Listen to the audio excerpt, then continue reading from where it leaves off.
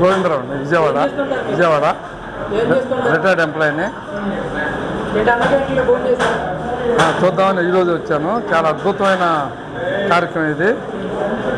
ఎంతోమంది శ్రామికులకి, వేరే ప్రాంతాల నుంచి వచ్చిన వాళ్ళకి చాలా ఉపయోగపడుతున్నారు. విద్యార్థులు కూడా ఉపయోగపడుతుంది.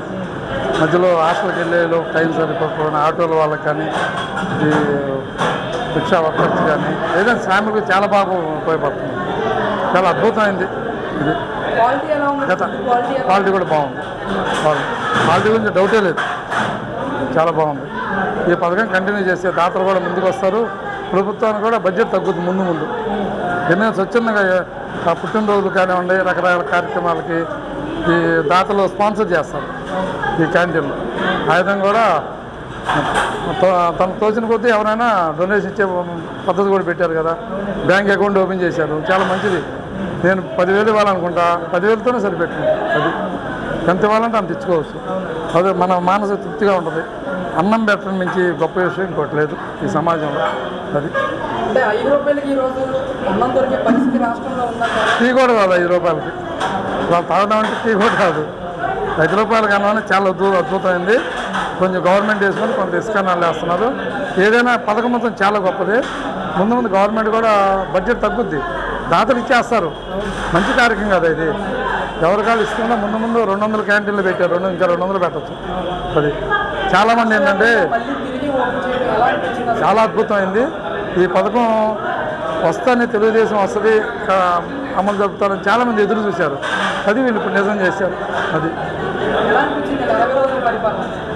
పరిపాలన గురించి డౌటే లేదండి. పరిపాలన జరుగుతుంది ఇప్పుడు. గత 5 సంవత్సరాల పరిపాలన లేదు. తోచినట్టుగా సొంత వ్యాపారాలు చేసుకున్నట్టుగా జరిగింది, కానీ పరిపాలన మాత్రం జరగల. ఎవరికందరినీ వాళ్ళు దోసుకుపోయారు. ఇప్పుడు ప్రజల గురించి ఆలోచిస్తున్నారు వీళ్ళు.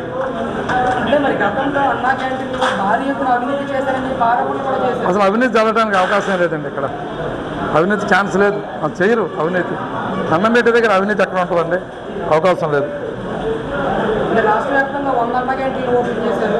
త్వరలోనే ఇంకా 100 అన్న క్యాంటీన్లు కూడా ఓపెన్ చేస్తామని చెప్పి హామీ ఇచ్చారు. దీనిపై అభిప్రాయం చేయాలండి. 100 కాదు, ఇంకెక్కువ చేయొచ్చు. అంటే దశలవారీ చేస్తారు. ఈ ప్రభుత్వం చేయగలదు కూడా. ప్రజలు కూడా మంచి స్పందన వస్తుంది. చక్కగా కడుపు నింపుతున్నారని, అంతకంటే ఏం కావాలి? ఆకలి తీర్చుతున్నారు. మనం 10,000 రూపాయలు ఇచ్చినా కూడా ఆకలి తీరదు. అది కాదు, వెంటనే ఏ పూటకి ఆ పూట ఆకలి తెచ్చేది అనేది చాలా మంచి పథకం.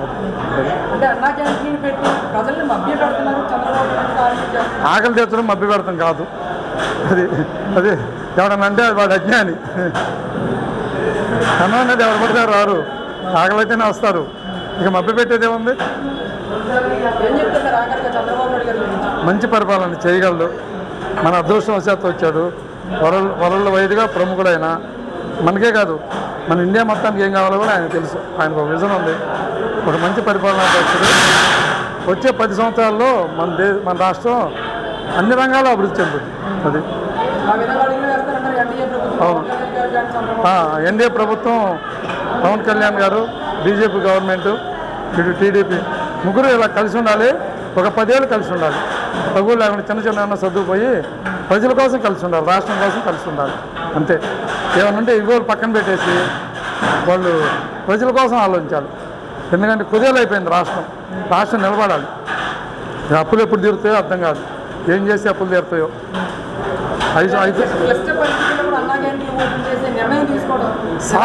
సాహసంతో కూడింది, కానీ ₹1 కూడా దుబారా కాదండి.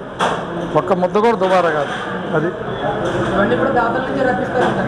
దాతలు ఇస్తారండి. ముందు దాతలు ప్రజల్లోకి వెళ్ళిపోవాలి. దాతలు చాలామంది ఇస్తారు.